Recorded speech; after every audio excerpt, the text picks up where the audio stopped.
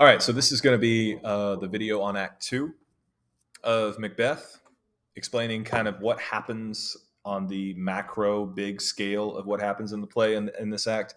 Like I said, I'm not going to go into every little minute detail, but I will kind of hit the high points. And so, again, as you are, if you miss a day and you need to catch up on the reading, obviously read it on your own, whether online, the PDF on Google Classroom, or the textbook. But again, hopefully reading it and then watching this and having me kind of go over it, you can put some puzzle pieces together and figure out what happens. So, Act Two, Scene One, Macbeth has just had sort of a come to Jesus with his wife, um, where she said, "You need to stop being such a wimp. You need to man up, and you need to murder Duncan. Leave the rest to me. It's going to be fine." And so, Act Two, Scene One, begins with Banquo and Fleance, who is Banquo's son, uh, up in the middle of the night. They can't sleep. They say that the stars are kind of absent from the night sky. It's very dark, and Banquo reveals that he is dreaming about the witches and that he just can't stop thinking about them, and he can't stop, almost having, are they dreams or are they nightmares about the witches?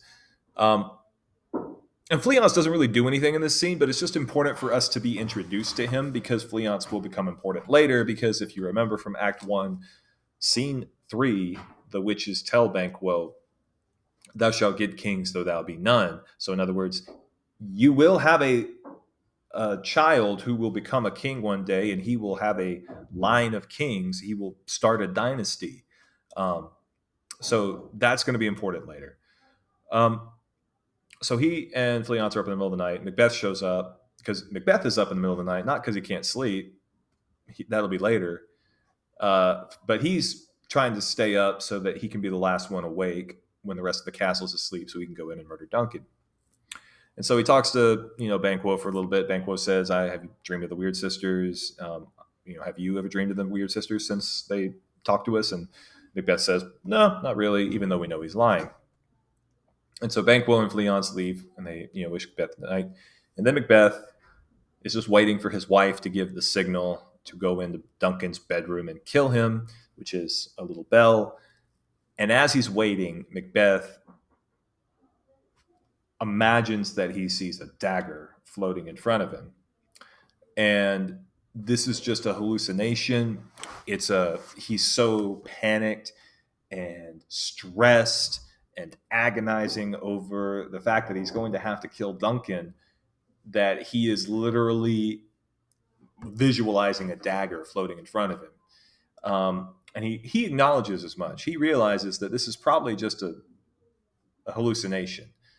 He says, "Art thou fatal vision, sensible to feeling as to sight, or art thou a dagger of the mind, proceeding from the heat oppressed brain?" Right? Like, so is this something that I am like actually like I could grab it, or is it something that I'm just imagining? And so he sees this dagger, and then all of a sudden the dagger changes, and it has blood on the blade and the handle. Obviously the blood on the handle signifying that he's going to have blood on his hands once he kills Duncan, literally and metaphorically. Um, and so he follows the dagger because the dagger is pointing, the blade is pointing toward Duncan's bedchamber, and so it's literally like a giant sign leading him to where he needs to be going. And as he's talking, he's realizing, I am losing it. I am not even murdered anybody yet, and I am already not doing well. And then he walks off stage and murders Duncan off stage. But we don't see it. We don't hear it. It's just totally um, off stage, which is intentional on Shakespeare's part. We don't see it because the play is not about Duncan. The play is about Macbeth, and the play is about what does the murder of Duncan do to the murderer, who is Macbeth, right? Like, it's not about the murder; it's about the effect of the murder, right? If that makes sense, it's about what happens to a man who was a good man and arguably is still a good man. Because clearly, if he wasn't a good man, he wouldn't be feeling so much remorse about this. What happens when he does something that is unforgivable, right?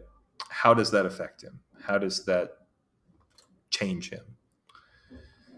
Um, and then Act 2, Scene 2 begins, and that's Lady Macbeth waiting for her husband to come back from Duncan's bedchamber, and she's just saying, all my husband has to do is A, stab him, B, leave the daggers, that's it. All he has to do is check those 2 boxes. If Duncan didn't look too much like my own father, I would have killed him myself, but he does, so I can't. And that's the reason Shakespeare gives for why she doesn't kill Duncan herself. Macbeth shows back up carrying the bloody daggers. And so Lady Macbeth is freaking out. Hey, you didn't leave the bloody daggers in the chamber, which was part B of our plan, which was a kind of important part. And so she tells Macbeth to go back there and leave the daggers. And Macbeth says, no, I'm not doing it. I'm not going back there. You have to go. And so she takes the daggers and leaves them. And as she's going, Macbeth sort of is processing still what he's just done. And he's thinking to himself, I've murdered sleep. It's not just that I've killed Duncan. I've murdered sleep. Like, he will never have a good night's sleep again as long as he lives, because his conscience will keep him awake at night.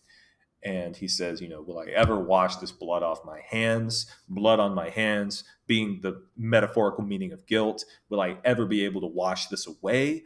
And he's thinking, like, no, I could put my hands in the ocean, and rather than wash it away in the ocean, it would turn the whole ocean red, because I can't reconcile what I've done with God, with morality, with any of it. I can't make what I did okay anymore. And so then there's a knocking. And so then Act 2, Scene 3 shows up, and that is the little moment of comic relief. This is the porter. And so the porter is a guy who essentially is the bouncer of a castle. He's the one who lets you into the castle. Do you have official business with the king? Okay, you're welcome. Oh, no, then sorry, I can't let you in. And so the porter, his job is to let people in and out.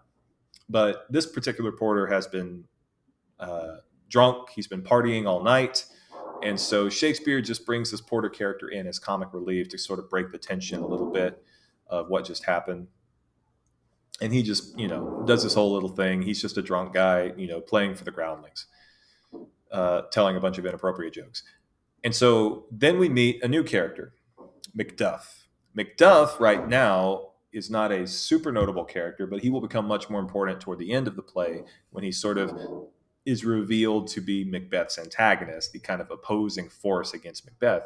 Right now, he's more just a foil for Macbeth. He's just somebody to contrast and compare Macbeth to, because Macduff is very loyal to his king. He's very loyal to his principles. He's very loyal to his family. Like, he is a very nice contrast to Macbeth.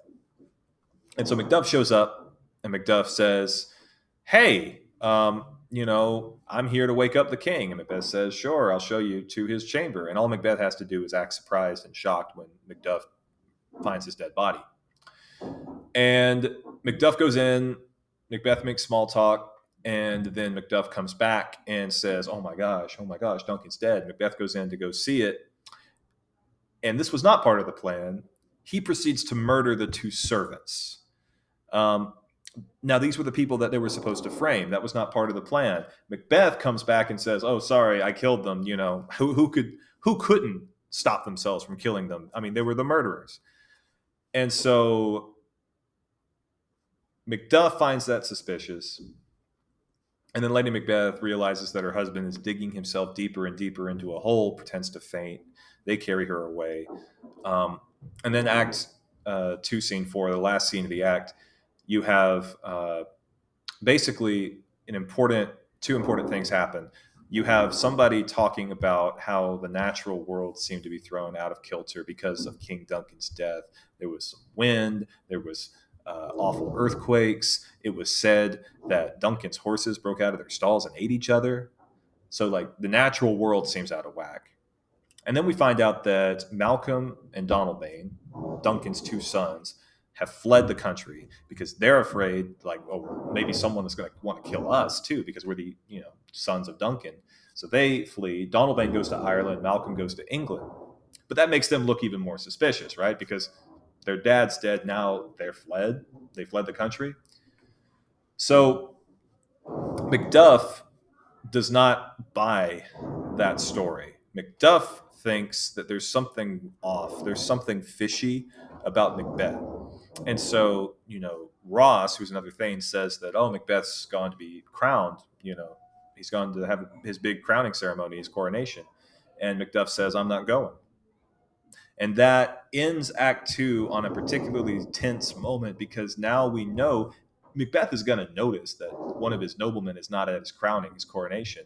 And Macduff not being there is going to put him on one of Macbeth's naughty lists, right? And so that's how Act Two ends. So that's Act Two. And then I will record later a video on Act Three.